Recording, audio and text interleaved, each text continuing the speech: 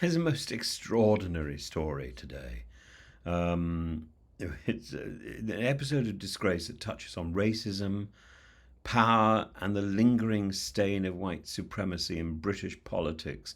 Andrew Edwards, a former Conservative councillor in Pembrokeshire, has been banned from holding public office for 4 years after recording an emerged in which he suggested that white men should have black slaves.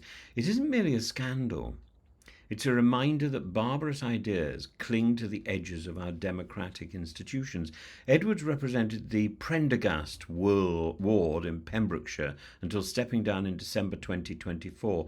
And when a 16-second audio clip surfaced in 2023 in which a male voice stated that all white men should have a black man or woman as a slave, Edwards denied it was him and claimed it was a deep fake, and that excuse collapsed under scrutiny.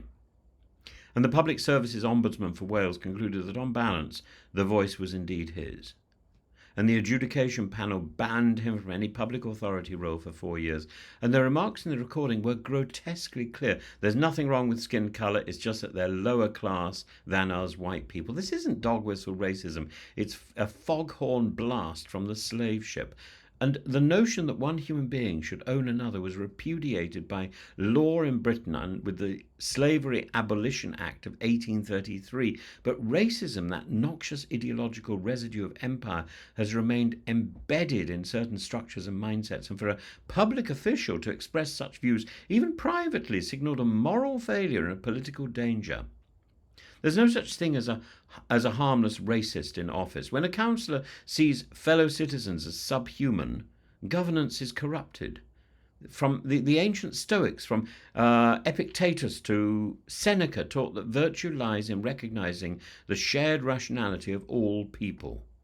And what Edwards expressed is not only unchristian and inhuman, it's philosophically absurd and morally obscene. The Conservative Party, already battling accusations of tolerating racially insensitive rhetoric within its ranks, cannot afford equivocation. Though Edwards has already left the party as of 2023, the case highlights the importance of robust vetting, training, and above all, cultural accountability. And yet this incident is not about party politics. It's about a broader sickness in civic life, in the civic bloodstream.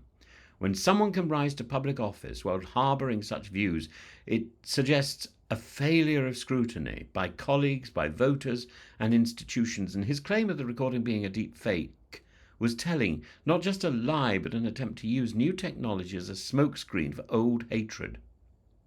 The adjudication panel's ruling is welcome, though one might argue it's not nearly severe enough. A 4-year ban is a disqualification, not a deterrent.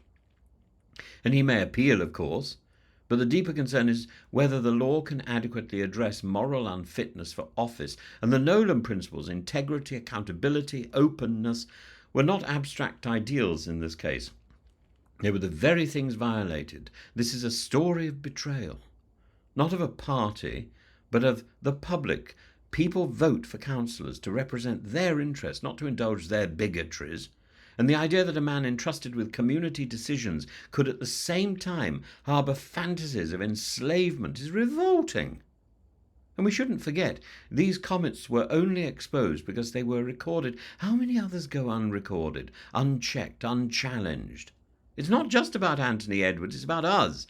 It's about our institutions, our vigilance, our willingness to say unequivocally, this is not who we are. The great Jewish philosopher Emmanuel Levinas wrote that the face of the other is the beginning of ethics, that we must see in the other person not a category or a class, but a moral command. And Andrew Edwards saw inferiority. That is his shame, and our duty is to see equality and to defend it relentlessly in office, in law, and in public life.